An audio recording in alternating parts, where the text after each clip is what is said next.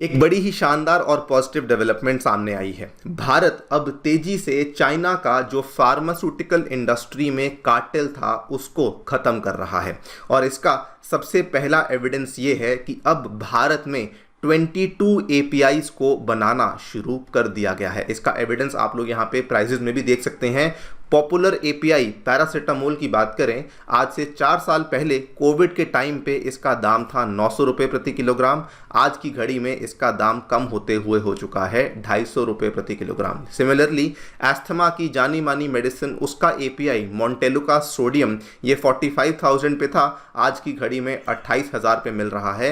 Antibiotic meropenem का जो दाम था कोविड के टाइम पे 75,000 प्रति किलोग्राम को टच कर चुका था, ये आज गिरते हुए 45,000 पर किलोग्राम पर आ चुका है। ये सारा का सारा डेटा हमें मिला है thanks to this particular article, जो कि आज से 2 दिन पहले फॉर्च्यून मैगजीन में सामने आया था कि कैसे इंडिया की जो फार्मास्यूटिकल इंडस्ट्री है वो चाइना का जो API इंडस्ट्री में डोमिनेंस था उसको अब फाइनली ख़त्म कर रहा है। बात करेंगे दोस्तों इस पूरी डेवलपमेंट के बारे में कि एग्जैक्टली यहाँ पे चाइना ने कैसे इंडिया में अपनी API इंडस्ट्री में मोनोपोली को क्रिएट किया एंड कैसे इंडिया के द्वारा उस API इंडस्ट्री में मोनोपोली को अब ख़त्म किया जा रहा है, क्या क्या स्टेप्स इंडियन गवर्नमेंट ले रही है और हमें क्या क्या यहाँ पे आउटकम्स देखने को मिल रहे हैं। आइए शुरू करते हैं मेरे साथ। मेरा नाम है अनिरुद्ध। यदि आप लोग हमें फॉलो करना चाहते हैं, हमारे लेक्चर्स के अपडेट्स को प्राप्त करना चाहते हैं, तो यहाँ पर दिए गए टेलीग्राम चैनल्स के माध्यम से ऐसा कर सकते हैं।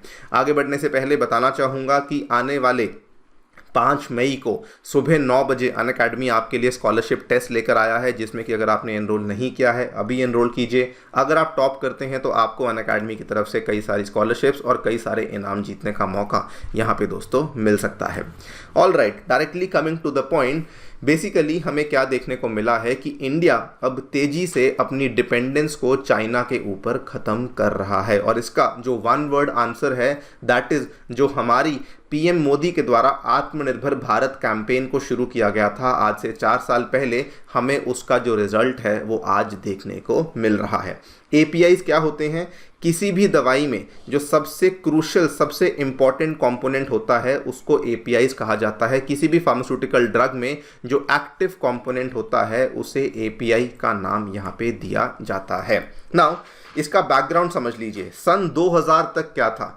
APIs की जो इंडस्ट्री थी इसमें इंडिया आत्मनिर्भर था। हम लोग पहले से ही खुद ही अपने APIs को बना रहे थे। बिकॉज हम लोग खुद ही APIs को बना रहे थे तो इसमें अच्छा कंपटीशन भी हमें देखने को मिलता था among the Indian API manufacturers, जिसकी वजह से जो APIs के दाम थे वो भी हमें भारत में बहुत ज़्यादा देखने को नहीं मिलते थे।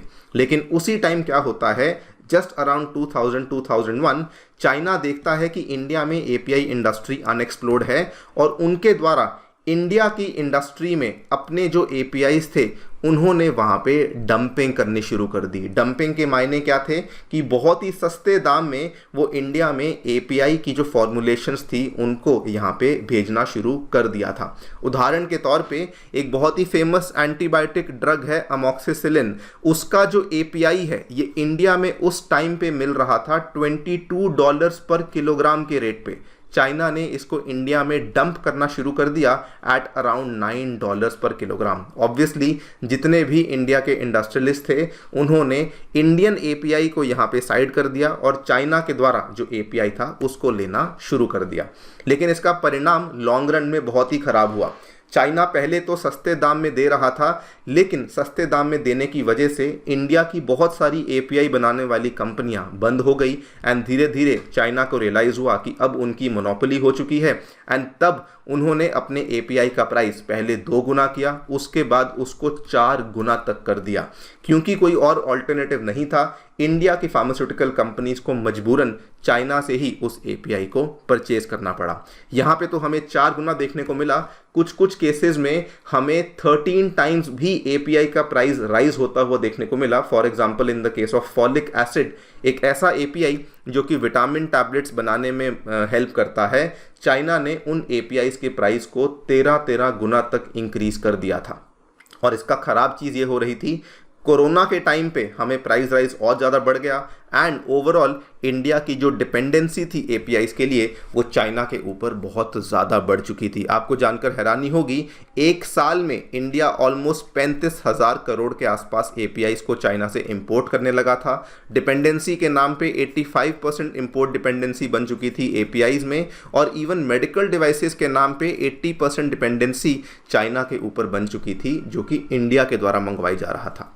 ये सभी चीज़ों को रियलाइज करते हुए इंडिया को समझ आया कि अब हमें डेफिनेटली कुछ ना कुछ करना होगा, तभी जाकर के हम अपनी जो इंडस्ट्री है इसको इंडिपेंडेंट बना पाएंगे, सेल्फ डिपेंडेंट बना पाएंगे। और इसीलिए मई 2020 में जब कोरोना अपने पीक पे था तो पीएम मोदी के द्वारा आत्मनिर्भर भारत कैंपेन को लॉन्च किया गया। एम यही था कि हमें फॉरेन कंट्रीज़ के ऊपर अपनी डिपेंडेंसी को ख़त्म करना है, और इसी में इन्होंने एक पीएलआई स्कीम को लॉन्च किया था जो कि स्पेसिफिकली एपीआई सेक्टर को टारगेट करने वाली पीएलआई स्कीम थी, जिसमें कि टोटल गवर्नमेंट ने कहा था कि हम लोग 20,000 करोड़ के आसपास का जो प्रपोजल है उसको सामने रखते हैं और 20,000 करोड़ के आसपास खर्च करने वाले हैं अपने एपीआई सेक्टर को बूस्ट करने के लिए। जिस स्कीम की मैं बात कर रहा हूं आप यहां पे देख सकते हैं, production linked incentive scheme for promotion of domestic manufacturing of critical key starting materials, drug intermediaries and active pharmaceutical ingredients in the country. And surprisingly ये वाली जो स्कीम थी इसने भारत के लिए बहुत ही अच्छा काम किया। हमारी भारत की बड़ी बड़ी कंपनियां जैसे कि Aurobindo pharma limited, Torrent pharmaceutical limited, इन्होंने क्या किया, इन्होंने धीरे धीरे अपनी एपीआई बिजनेस को बढ़ाना शुरू किया।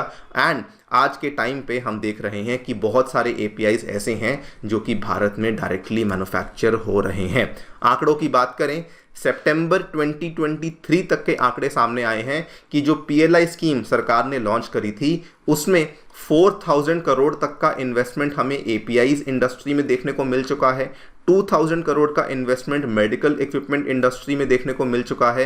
एंड इसके अलावा सरकार के द्वारा 3,000 करोड़ का निवेश किया गया है, जिसके तहत गवर्नमेंट ने 3 बल्क ड्रग पार्क्स को भी यहां पर बना दिया है। सो कुल मिला के 4, 2 और 3 9,000 करोड़ तक का इन्वेस्टमेंट देखने को मिला है, जिसमें कि 3 बल्क ड्रग पार्क्स बन चुके हैं। और इन्हीं ड्रग पार्क्स में आज की घड़ी में इंडिया में 22 के आसपास जो एपीआईज हैं उनको यहाँ पे मैन्युफैक्चर किया जा रहा है। जो कुछ कॉमन एपीआईज हैं उनके नाम मैंने यहाँ पे मेंशन किए हैं, जैसे कि पैरा अमीनोफिनॉल हुआ, अतोरवास्तिन हुआ, उसके बाद सल्फरडाइजाइन हुआ, लीवोफ्लॉक्सिसिन, नॉरफ्लॉक्सिसिन, ऑफ्लॉक्सिसिन। बहुत सारे एपीआईज जो कि इंडिया चाइना से मंगवाता था वो अब दोस्तों डायरेक्टली भारत में बनना शुरू हो चुके हैं।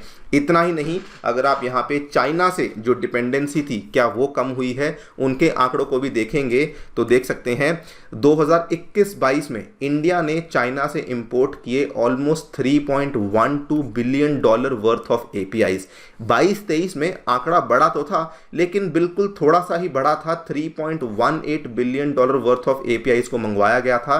जो राइज था वो केवल 1.7% का ही देखने को मिला, और ये अपने आप में बड़ी डेवलपमेंट थी बिकॉज 21-22 में जो राइज था दोस्तों वो 19.5% का देखने को मिला था। मतलब साल दर साल हमारी डिपेंडेंस चाइना के ऊपर ऑलमोस्ट 20% से बढ़ रही थी, लेकिन 22-23 में ये केवल 1.7% से ही बढ़ी।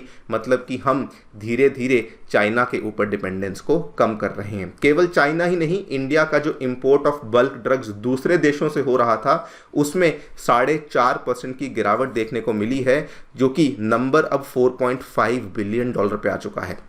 ये नंबर एक समय पे $4.7 बिलियन था, लेकिन गिरते हुए ये $4.5 बिलियन पे आज की घड़ी में हमें नंबर देखने को मिलता है।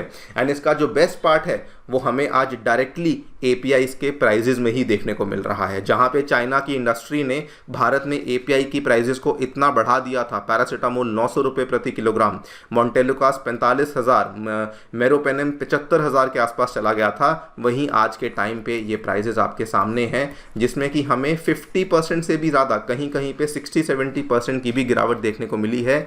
All because of the fact कि अब ये एपीआईज इंडिया में बन रहे हैं। अब इन एपीआईज को भारत की घरेलू कंपनियों के द्वारा बनाया जा रहा है। सो यस, जो हमारी लड़ाई है against China in the API sector वो शुरू हो चुकी है एंड कहानी ख़त्म नहीं हुई है, बिकॉज गवर्नमेंट के द्वारा फिर से जस्ट पिछले ही महीने अनाउंस किया गया है कि हम एक revamped PLI scheme pharma sector के लिए लेकर आने वाले हैं, सो दैट हमारी डिपेंडेंस चाइना के ऊपर अगर और भी केमिकल्स के लिए है तो उसको भी धीरे धीरे यहाँ पे ख़त्म कर दिया जा सके। दोस्तों, आप लोग क्या सोचते हैं डेफिनेटली बताएं कमेंट सेक्शन में। जाने से पहले बताना चाहूँगा कि अनअकैडमी का रिजल्ट इस बार फिर से बहुत शानदार आया है। 315 से भी अधिक लर्नर्स ने अनअकैडमी के हेल्प से यूपीएससी एग्जामिनेशन 2023 को क्लियर किया है। आप भी करना चाहते हैं तो अनअकैडमी आपके लिए ऑफलाइन सेंटर्स लेकर आया है, नई दिल्ली के करोल बाग में, मुखर्जी नगर में एंड साथ में उत्तर प्रदेश के प्रयागराज में, जहां पर कि हम लोग आपके लिए 2025 और 26 के बैचेस को लॉन्च कर चुके हैं। एनरोल करने का प्रोसेस बहुत ही सिंपल है। नीचे डिस्क्रिप्शन बॉक्स में आपको बिटली लिंक दिया हुआ है, वहां पर जाकर के क्लिक कीजिए, अपनी जानकारी भरिए, हमारी टीम आपको रीच आउट करेगी। इन सेंटर्स में आपको दोस्तों मेंटरशिप, डाउट सॉल्विंग, सीसैट की classes separately, current affair magazine और उसकी कवरेज सेपरेटली भी अवेलेबल करवाई जाएगी। Thank you so much for listening, stay tuned and stay safe.